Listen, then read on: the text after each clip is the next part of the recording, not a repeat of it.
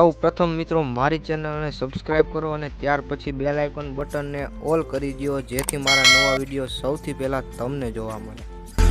और अगर तुम लोग नए हो तो सब्सक्राइब करो, वो जो लाल वाला बटन है उस पर फूट फेंक के मारो या फिर मोमबत्ती, मुझे नहीं पता, बस क्लिक हो जाना चाहिए। जय माताजी, जय श्री राम, हर हर महादेव। મિત્રો તમે થંબનેલમાં જોયું એ મુજબ હું ને મારો મિત્ર પ્રશાંત બંને જાય છે ઉજ્જૈન। તો મિત્રો અત્યારે રાજકોટ રેલવે સ્ટેશને આપણી ઉજ્જૈન વાળી ટ્રેનની રાહ જોઈને બેઠા હતા। क्या बात है सर, क्या बात है सर, क्या बात, ये बात है। થોડીક વાર થયું ને તો ટ્રેન તો આવી ગઈ હતી પણ અમારી નહીં, આ તો બાટલા ગાડી હતી। ऐसे कैसे लोग रहते हैं यार यहाँ पर। પછી ફાઇનલી અમારી ટ્રેન આવી ગઈ અને અમે બે થઈ ગયા રેડી, કારણ કે ટ્રાફિક બહુ ઝાઝું દેખાતું હતું। આપને તો સીટ મળી ગઈ અને એ પાછા બીજા માળો। પણ આનું શું થયું? मेरे तो एल लग गए।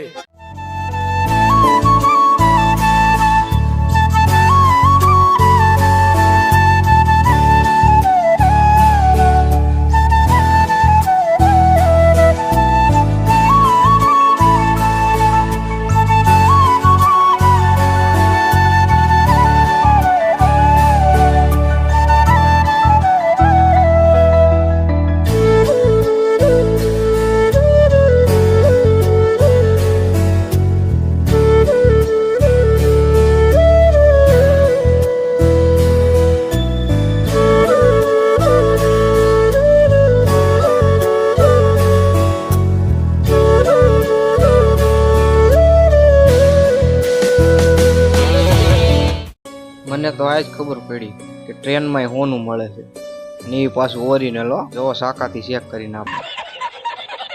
ફાઇનલી અમે બે પૂગી ગયા ઉજ્જૈન રેલવે સ્ટેશન। ત્યાં પૂગીને થઈ ગયા તૈયાર અને પછી નીકળી ગયા ભસ્મ આરતીના દર્શન કરવા માટે। अभी मजा आएगा ना भिड़ो।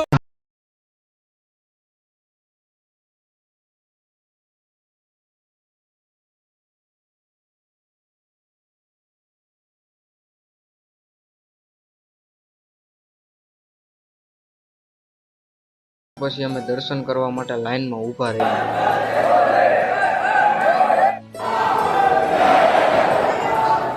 દર્શન કરીને બહાર આવ્યા તો કઈક આવો નજારો જોવા મળ્યો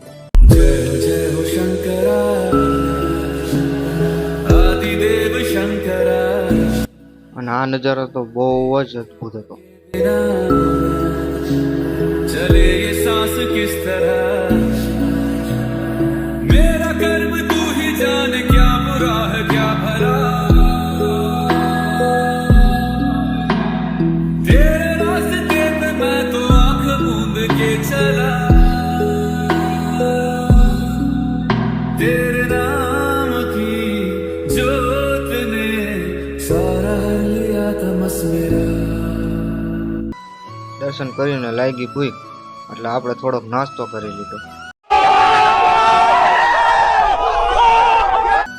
ત્યાર પછી અમે આવી ગયા ગઢકાલિકા મંદિર, જે 52 શક્તિપીઠમાંનું એક છે અને કહેવાય છે કે અહીંયા માતાજીના હોઠ પડ્યા હતા।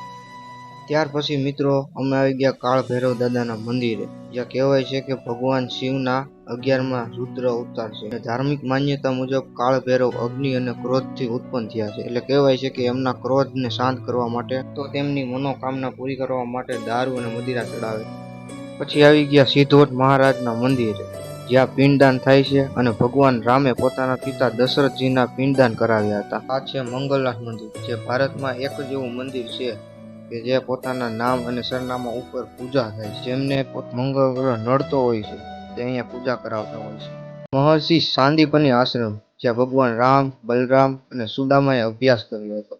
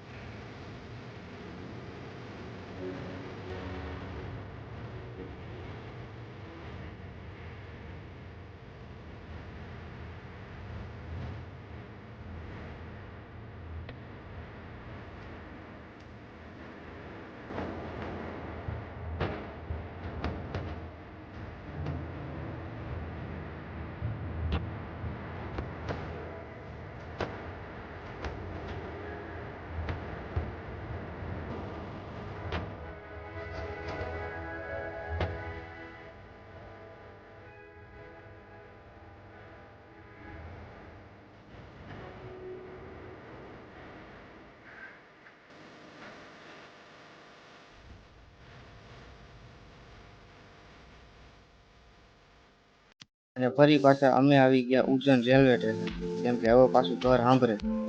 અને ફરી પાછી આવી ગઈ અમારી રામ પ્યારી.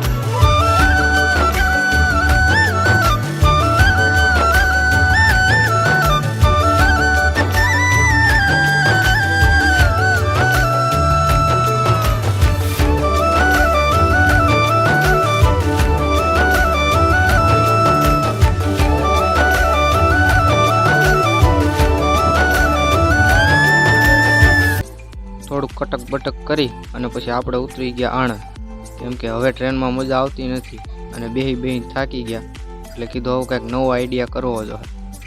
आगे स्वाद આણંદ રેલવે સ્ટેશનેથી ઉતરી અને પૂગી ગયા ડાયરેક્ટ તારાપુર ચોકડીએ, કેમ કે યુવાભાઈ આવવાના હતા બસ લઈ. તો જો યુવાભાઈ આવી ગયા છે અને હવે અમે બસમાં બેહવા જઈએ છીએ. કેમ છે યુવાભાઈ, મજામાં? क्यों हिला डाला ना. મને કેબિનમાં બેહવાનો બહુ શોખ, એટલે હું ને યુવાભાઈ બે કેબિનમાં બેઠા બેઠા હુંવાણું કરતા હતા અને રોડ જોવાની મજા લેતા હતા. થોડીક વાર પછી આપને આવતી હતી નીંદર, એટલે હું ઘડી કૂવા ગયો. કોઈનું ઉઠો ને ત્યાં તો હવાર પડી ગઈ અને હવાર પડી એટલે સીધું આવી ગયું ઘર.